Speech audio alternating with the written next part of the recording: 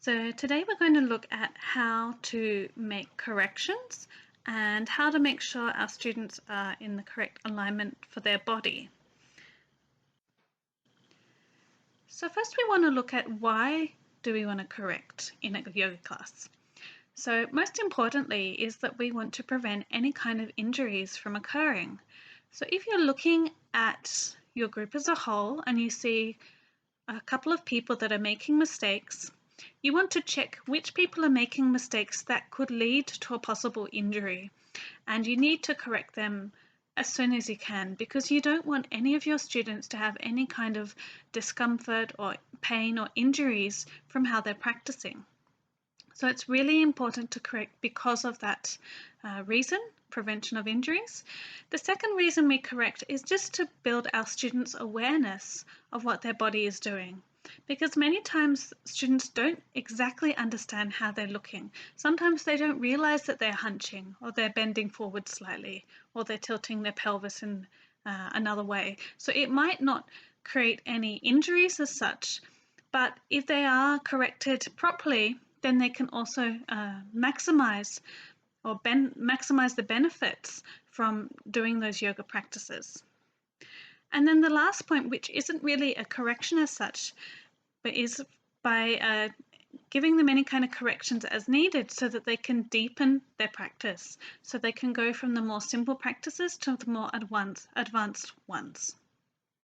So this is going to be helpful for them to get a little bit more benefit from the practice. So example, if they were doing Trikonasana triangle pose and they had their forearm on their thigh, you might say to them, okay, let's see if we can get our fingertips to the ground now. So that's just another way to advance the practice. And if they can't get their fingertips to the ground, it's absolutely fine. You don't want to push and say, you must put your fingers on the ground or you must have your palm on the ground. You're just encouraging them to see what's comfortable for them and how far they can go in a nice, relaxed manner. So looking at the different types of corrections, so we have the general corrections, which is what you'll be doing all the time.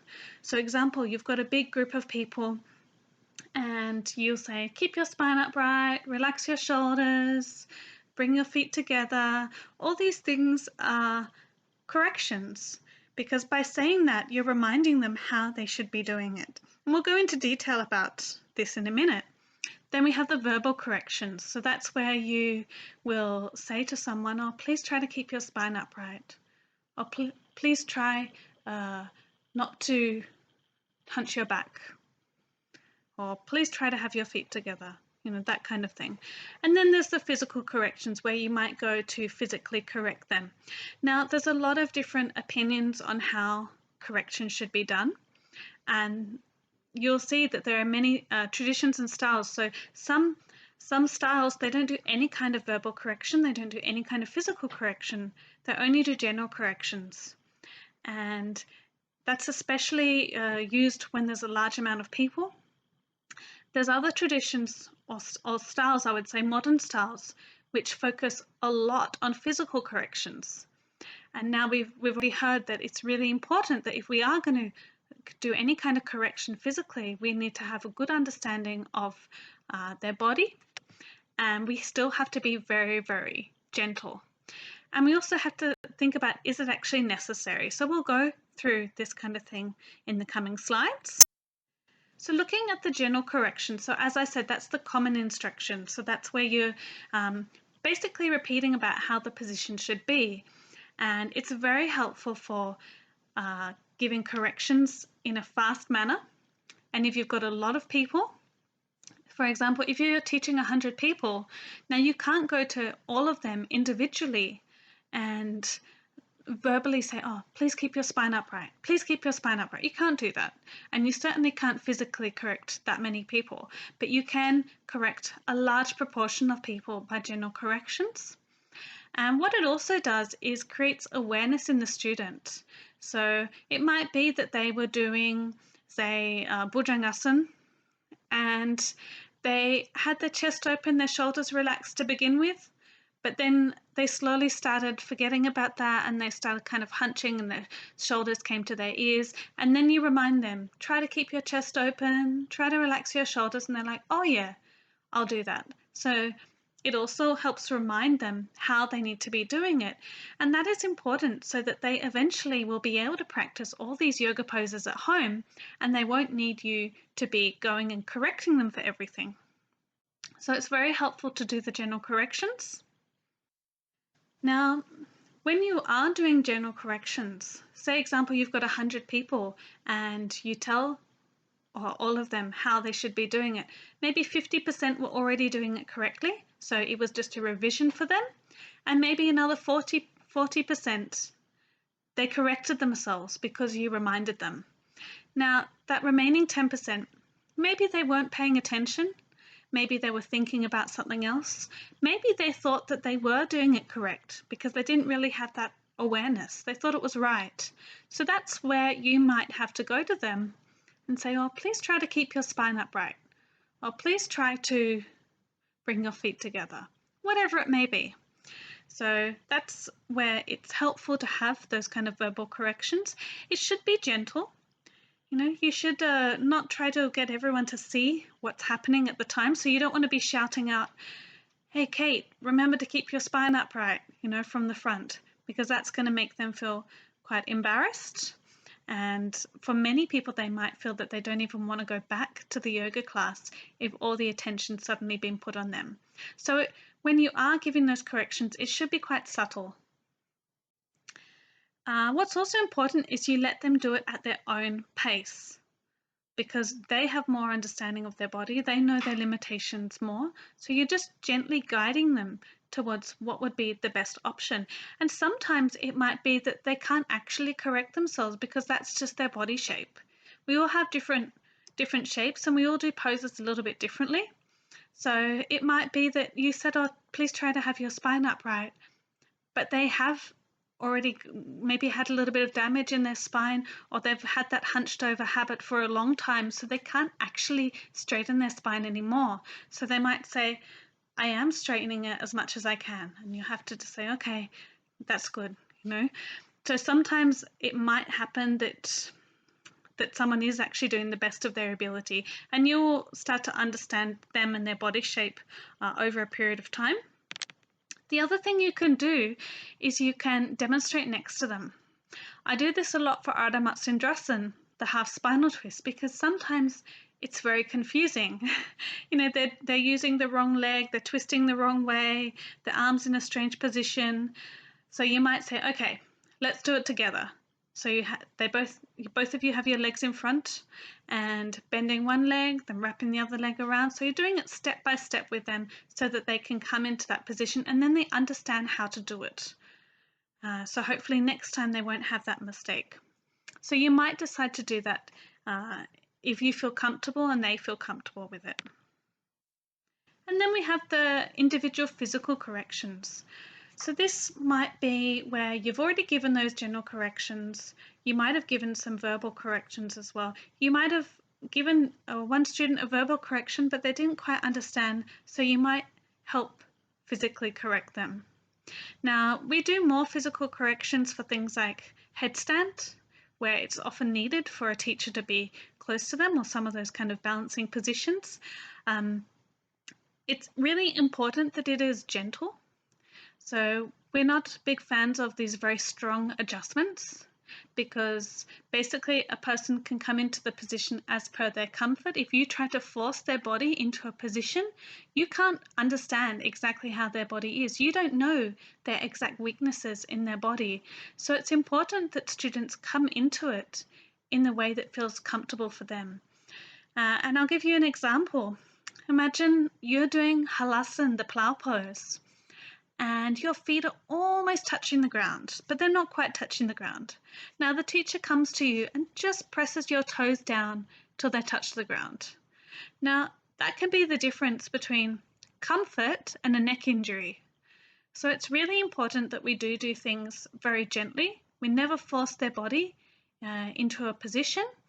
And basically the best kind of corrections are very gentle tapping of the area which needs to be.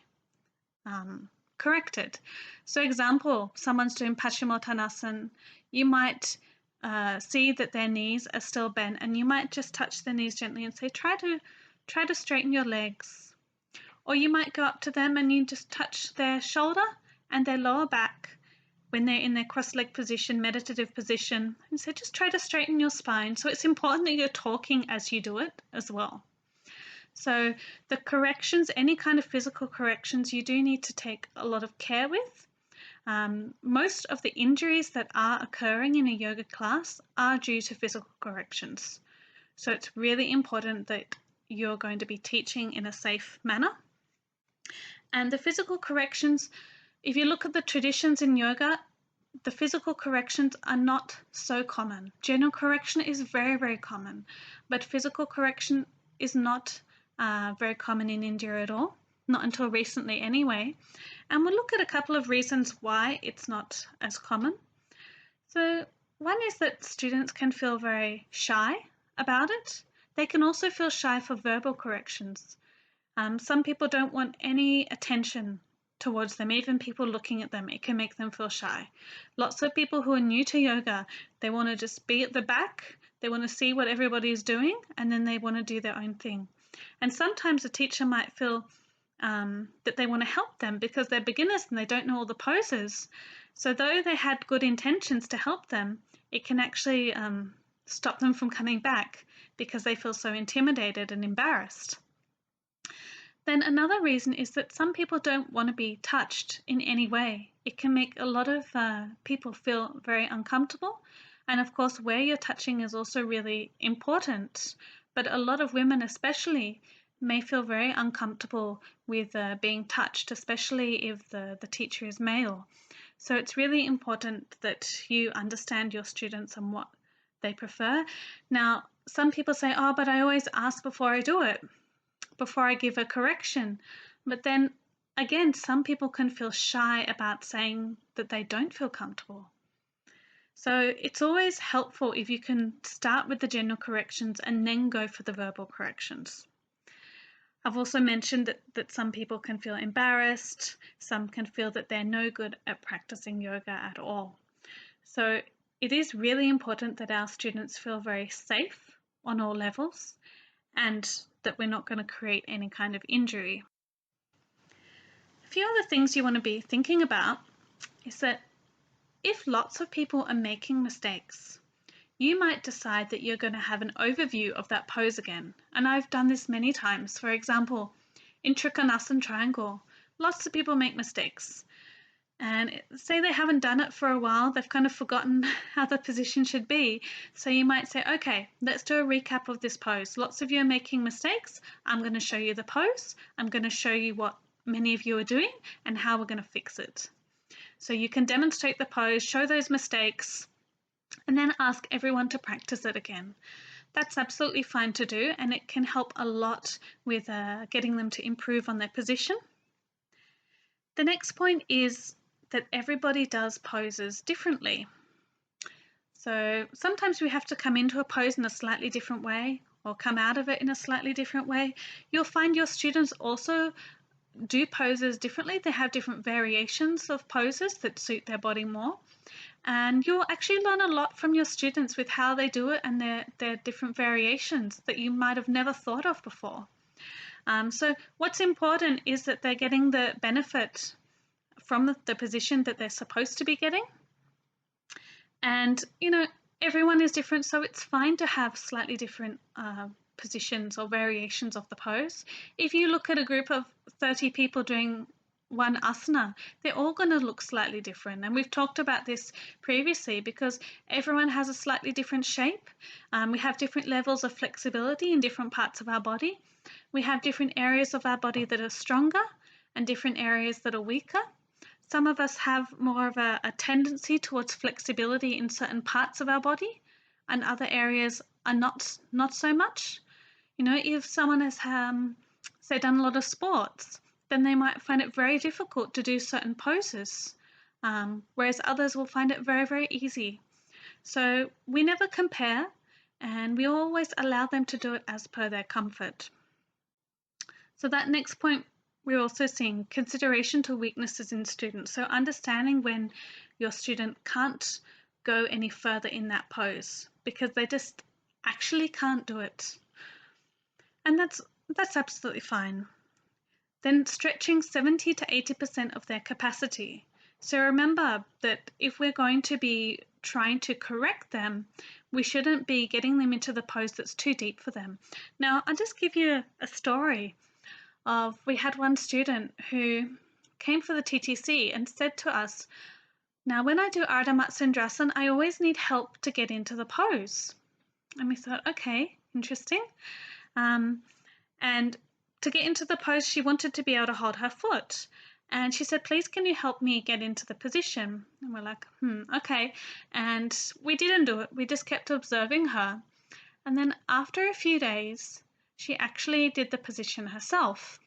And she was so shocked because it had been years, you know, she'd never done the position by herself. She'd always got her teacher to help her get her arm across so that she could reach for her foot. And we said, well, you're just learning to relax now.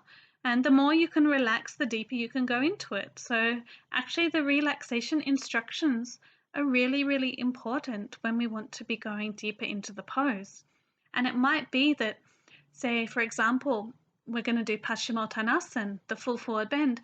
Maybe when you start that position, you can't reach your toes, but you hold it, you start relaxing more and more, you use the breath, and then eventually you can reach for your feet. So the breath and the relaxation instructions are really, really important with that awareness of the body. And if we're doing that, then many times our students won't need to have those kind of corrections. Now, I've also talked about there being no perfect body, and there isn't. Now, you might look at these yoga competitions, or maybe you've seen a yoga teacher that can do many, many different poses, and you think, oh, wow, I want to be like that. Oh, they're just perfect at yoga. But there's no perfect. And I tell you, I know a lot of people who've done yoga competitions, and I'm yet to meet a person who can do back bends really, really well, forward bends really well, twisting poses really well, balancing and meditative asanas really well. So many of them might have a tendency towards one, you know, or a couple, but they can't do everything. And that's completely normal because no one is perfect. So now we'll look at adjustments versus correction. So this word adjustment has become very, very popular in recent years, particularly in the Western world, because people love to have adjustments these days. Now, we talked a little bit before about when we do push someone into an asana, and we talked on this in the injury prevention lecture, their muscles start to contract. Okay? But if we are talking about relaxing, as I've mentioned just now, then they will find that they can actually go deeper. So we don't want to be pushing them into a pose that's going to make their whole body tense and possibly create that anxiety so that the next time they go to do that pose, they start feeling anxious before they've even started. Now, the next point is that corrections should be decreasing. They shouldn't be increasing. Okay? Because if we're teaching our students correctly, then their awareness is growing and they will understand how to do the poses. So usually you need to do a few more corrections to start with, and then slowly you find that you don't need to do many corrections. We've already mentioned that you might choose to show the pose next to them. Now, showing what to do and what not to do. So that's when you're teaching the asana. It's really important to show the do's and don'ts. But also, as I said, if lots of people are making mistakes, again, reminding them what they should be doing. And we've already talked about how the focus should be on awareness and relaxation. But there's another point which is quite interesting, is that if you're continuously adjusting and giving corrections that are not really necessary, you keep bringing your students back to that external world. And the whole point of practicing yoga, those yoga asanas, is to allow them to go inward. So it's important that we have that understanding. Now imagine that all your students are doing Shavasana, Or imagine that you're doing Shavasana and maybe the teacher's given instructions for a minute or 2 minutes, and then the teacher comes to you and you don't have your feet apart, or maybe you don't have your palms facing upward. So the teacher goes and moves your arms or your legs. Now that's going to be very disruptive when you've already had that 2 minutes of relaxation, and suddenly it can be like a jolt that someone's touching you. And I've seen it happen over and over and over again. So it is important to correct when it is actually necessary. Sometimes teachers correct just because they're bored and they want to do something or make the students feel that they're important by what they're doing and how they're touching people. So think about if it's going to be necessary. I also find that sometimes just walking around the class automatically students start paying more attention. So maybe they weren't putting in all their effort when they're doing the yoga pose, but then you come near them and they automatically make sure they're doing it correctly. Of course, they should never be forcing or trying to go past their limits, but just observing them and moving around will remind them how they should be doing. Now, we've talked a little bit about the limitations of corrections. So as I said before, the correction should be decreasing in time, and you'll see this point. If someone is continuously making the same mistakes, the teacher needs to look at how they're teaching and what they're doing wrong, because the students shouldn't be making those mistakes over and over and over again. They should learn how to do the position correctly. They shouldn't need you to come and correct them all the time. And we want our students to be able to do things safely because we want our students to be able to practice at home without a teacher circling them and making sure they're doing it right. The next point I'll mention is about the addiction to touch. Many students want to be touched. And this is very normal. I mean, that's why many people go for massage and all those kind of body work and things like that. In this day, a lot of people feel lonely and they want that little bit of touch from people, but it's not necessary to come through the yoga class. Some people just want that little bit of touch, that little bit of attention, so they make those mistakes so that the teacher will come to correct them. But it isn't something that is necessary, and it's also really important that attention is given to all students. Some students, they feel that if they haven't been adjusted or corrected in that class, then it wasn't any good, which is pretty sad, really. So it's important that students understand what yoga is supposed to be about, and if they need extra attention, because sometimes people can feel insecure and they're just not sure if they're doing it right, and they keep asking, is this right, is this right, is this right? So you can also say to them, look, if you have more questions, we can talk about it at the end of the class, because if someone keeps asking questions all the time, then the other students can also get a little bit irritated because they want to be practicing. So it's important that the class is well balanced for everybody.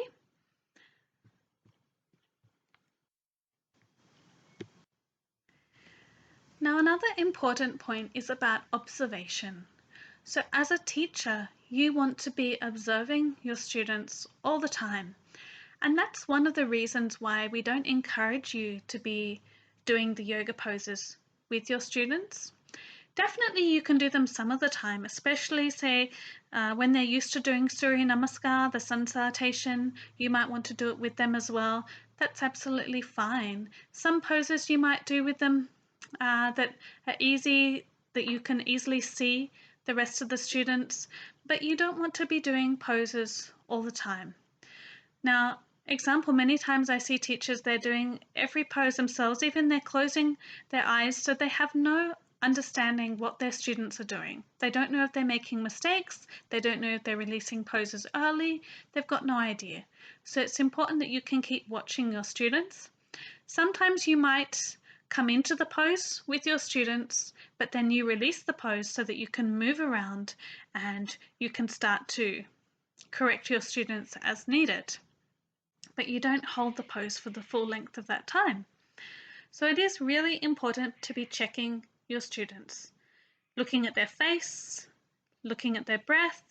So you can see in the face if someone is stressed, their face becomes very tight, it might be getting red, they might be looking stressed. Then looking at the breath, notice if they're breathing into the chest, or are they breathing into the belly? Are they breathing fast? Are they breathing slow? For pranayama, I'm always watching people's breath. It's important to see how they're doing it. And sometimes you might even check the counts. So you can see if their body is tight, if there's tension in their body. And you may be able to observe over a period of time what their energy levels are like. You can see if people are feeling very tired. You can see if they're feeling quite excited. So that's where you might also change your plan a little bit. Like you might have decided that you were going to have quite an energizing class, but you see everyone's feeling a little bit lower, so you might have a more gentle, relaxing class. So things can change a little bit in the class according to their energy levels. Also looking at the skin color. So like I said, sometimes they might be feeling hot, they might have redness in their face. You might look at their knuckles, they might be white. So especially if they're forcing themselves, then they can have the white in parts of their body. Then noticing if they close their eyes. So I always ask people to try and close their eyes if they feel comfortable for certain poses, especially if they're going to hold the pose for longer, and if it's not a balancing pose, then it's definitely nice to get them to close their eyes. But notice who closes their eyes and who doesn't, because some people won't close their eyes. Some people find it hard to close their eyes. They might have anxiety about it. They might want to keep checking what other people are doing. So it's good to observe and see what students are going to be doing. We've already talked about how are they breathing. Are they breathing in their chest or their belly? Fast or slow? Do they release poses early? So it's also important to see who does release the poses early. And they might be releasing it for different reasons. They might be releasing it because it's not comfortable for them. So is it possible for them to have a variation? Or is it necessary for them to release it? Maybe they were pushing themselves. So because they pushed themselves, they couldn't maintain the position. Do they release it because they don't like that position? And here, do they look bored? Because sometimes students release poses because they're bored of it. They're not used to holding it for long. A lot of students find it very hard to hold poses for long because it's harder for them to stay focused. They like to move from pose to pose to pose to pose. So that is one of the challenges of increasing the time where they're holding a position. Are they avoiding certain poses? Like many times I find certain poses, someone has to have a drink of water or check something in their bag or go to the toilet because they don't want to do that certain pose. And there's lots of reasons why a student might not want to do a certain position. It might be because they're not very good at it. It might be because it's hurting them and they don't know what else to do, like they don't know what kind of variation they should be taking. It might be because they just have very strong emotions related to that pose. So all sorts of reasons can be there why they might not do a certain position. Some people don't want to do shavasana because they don't want to lay down. They feel that they want to get their heart rate up, they want to have more of an exercise. So you also have to see what is their understanding of yoga and their understanding of why we're going to be doing certain positions. Then reminding your students that yoga is not a competition. So through observation, you can see who is looking at each other, who's closing their eyes and looking inward. You can see when students are pushing themselves. It all becomes very obvious over a period of time. And as I said also, you'll start to feel the energy of the class and also from individuals. You'll start to also feel the energy from individuals as in what they want in the class, and especially if you want to go and correct them, but they don't want to be corrected. Over time, you'll feel it. You'll know that they don't want that correction. So it might be that you say to them at the end, look, I think we need to just go through that pose again. And if you have any questions about it, we can talk about it, because sometimes it isn't right to go to that person at that moment. So it's important that your students feel comfortable to ask you questions at the end of the class as well, or just to go through certain poses that they might need to have a little bit more information about. And then it is also very helpful if you make notes. It's good to have your notebook. You can have your lesson plan, and you can make any kind of notes that are necessary. It might be notes that, okay, we were going to do Bhujangasana Cobra pose for 1 minute, but 7 out of my 10 students started to release it at 40 seconds. So you'll make a note of the timing there. So you understand that, okay, I thought they'd be able to hold it for a minute, but they weren't able to do that. So for the next week, you'll know to make it a little bit less. It might be that you didn't know that your student had a little pain in their back. So when you know that they had that pain in their back, so you gave them an alternative position. So you might want to write that down on the paper that, oh, I gave her this position and it made her feel better. Because otherwise we can't remember everything. We need to make these little notes. It might be that you gave another variation of a pose to someone and that helped them. Maybe you talked to one of your students about the pose that they kept avoiding, and you found out that it was because it wasn't feeling comfortable. So you went through that and gave the other options, and now they're fine. So always make some notes. It will help you a lot. So just looking at the steps of correction.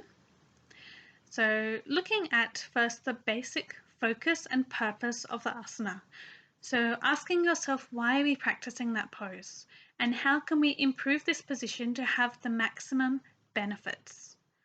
So example, if I'm doing Ardha Matsendrasana, I'm teaching Ardha Matsendrasana. Now the purpose is to get that twist into the spine. The purpose isn't to reach the foot, to stretch the arm, or to stretch the chest. We want to be getting the twist. So for some people holding the foot, they'll get a good twist, but for others, they won't get much of a twist at all because they're kind of hunching so that they can achieve that. So it will be more helpful for them to wrap their arm around their knee so that they can twist. So understanding what is the main thing we need to correct, because many times our students might be doing a position and we're correcting these small things that don't really matter. Okay, so it's important to know the focus. Then looking at the joints and the muscles. So looking at our student, we need to understand what is their range of movement. Do they have any natural flexibility? Do they have any limitations that are stopping them from doing a certain pose? And understanding how strong their body is for them to be able to maintain that position. So it might be that I wanted to correct somebody. Maybe I wanted them to do Trikonasana. I wanted them to get their fingertips onto the ground, but I knew that their hips were really, really loose. So I thought, okay, we'll have to do some more hip movements. We'll have to do some more butterfly position. We'll have to start holding the simple version of Trikonasana triangle for a longer period of time. And once they're used to that, then they can get to that next position. And then looking at balance and stability. So if we are going to be correcting, we have to make sure we understand where is their center of gravity. Okay, we need to understand and look at their left and right side. Okay, maybe one shoulder is higher, one shoulder is lower. We need to look at their whole body and understand that if we are going to correct them, they shouldn't be losing that balance. And then understanding how that posture is being supported. So when we are in a yoga pose, part of our body is going to be active. The muscles that are being used to hold that position will have to be active, whereas the rest of the body, we can start to relax. Now, this might come as a different idea to some of you because many teachers teach to have everything tight and tense. I remember someone telling me that in Sarangasana, the shoulder stand, they made sure they pointed their toes and they contracted their bottom, their thighs, their calves. I said, well, it's an inversion. Yes, we have to have a little bit of contraction to maintain that position so that we don't fall out of it. but then we want to be relaxing our legs because we want that impure blood to flow down so that we can, clean it and reoxygenize the blood. So we don't want everything to become tense. Otherwise we're only going to be working on the musculoskeletal system. We want to have those internal benefits as well. We don't want our belly to be all tense. We want our belly to be relaxed because naturally in Sarangasana shoulder stand and Viparita inverted pose, naturally we start to breathe more deeply into our belly when we're holding that pose. So it's important to understand what is going to be active and what should be relaxed. And then the last point here is understanding about any stress, any discomfort, any pain. So if you are going to give any kind of correction to your students, particularly any verbal correction or physical correction, you need to check how they're feeling. Okay, you need to adapt positions accordingly. So changing the pose, giving variations as needed, and you need to check how is that feeling now. So example, if we are doing the Ardha Matsyendrasana and I say, please try to have your hand on the ground to give your spine a bit more support. Wrap your arm around your knee and twist. Then I say, do you notice a difference in your spine? Do you feel that you can twist a little bit further? How is that feeling for you? So it's important that they understand the purpose of that correction as well. Or example, they had some pain in a part of their body, so you gave them another option. Then you say to them, okay, how is that feeling now? And when they release that, you also check how is that feeling, so they know if that position suited them better. So it's always important to be getting feedback from them. And the last slide is just an overview of what we've been talking about. So giving consideration to the different levels of flexibility that are there in your different students, understanding that everybody does poses differently. We can't have this fixed idea of what is the ideal pose and expect all our students to be achieving it, because we will always look different, and that's absolutely fine. Makes life more interesting. Understanding the basic focus of asana. Okay, so when we are going to get that correction, we remember why we're doing that pose in the first place.